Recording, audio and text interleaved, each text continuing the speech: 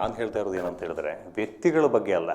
ಈಗ ಆ ಟೈಮಲ್ಲಿ 29,000 ಸಂಬಳಕ್ಕೆ ಸೇರಿಸಿದಾಗ ಅದೊಂಥರ ಒಂದು ಒಂಥರ ವಿಶಿಷ್ಟವಾಗಿರುತ್ತೆ. ಯಾಕಂತ ಹೇಳಿದ್ರೆ ತುಂಬ ಕಷ್ಟದಲ್ಲಿದ್ದಾಗ ಏನೋ ಬೇರೆ ಕೆಲಸ ಮಾಡ್ತಾ ಇದ್ದಾಗ ಹಾದಿಯನ್ನು ಬದಲಿಸಿ ಇದೇ ರೀತಿಯಾಗಿ ಜೀವನ ಮಾಡಬೇಕು ಅಂತ ಹೇಳಿ 29 ಕೊಟ್ಟಾಗ ಮನೆ ಕಡೆ ನೋಡ್ಕೊತಿರೋ ಅಥವಾ ನಿಮ್ಮ ಹೊಟ್ಟೆಪಾಡು ನೋಡ್ಕೊತಿರೋ ಗೊತ್ತಿಲ್ಲ. ಆ ಟೈಮಲ್ಲಿ ಒಂದು ಇದಿರ್ತಲ್ಲ ಏನು ಕೃತಜ್ಞತೆ ಅಂತ ಹೇಳಿ. ಸರ್, ಆ ಕೃತಜ್ಞತೆ ಮನಸ್ಸಲ್ಲಿದೆ ಸಾಕು. ಕ್ಯಾಮ್ರಾ ಹಿಂದೆ ನಿಮಗೆ ತೋರಿಸ್ತೀನಿ ಆ ವ್ಯಕ್ತಿ ಯಾರು, ಆ ವ್ಯಕ್ತಿ ಜೊತೆಗೆ ನಾನು ಕಳೆದಿರೋ ಸುಮಾರು ಕ್ಷಣಗಳದ್ದು ಫೋಟೋಗಳು ನನಗೆ ಮೊನ್ನೆ ಸಿಕ್ಕಿದೆ.